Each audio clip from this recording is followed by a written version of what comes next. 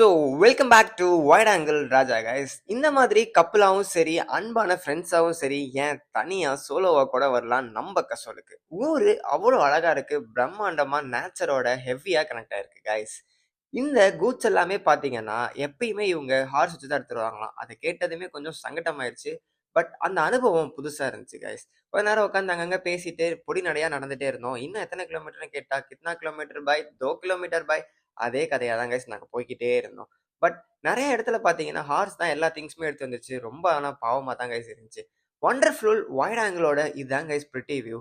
என்னால இவ்வளோதான் காமிக்க முடியும். அண்ட் தென் அப்படியே ஜாலியா ஒரு நாய் கூட 2 பிஸ்கட் போட்டதுனால வந்துகிட்டே இருந்துச்சு. சரி, கொஞ்ச நேரம் அதோட என்ஜாய் பண்ணிட்டு இருந்தேன் கைஸ். இதுதான் கைஸ் சம்பவமே. பாருங்க டான்ஸ.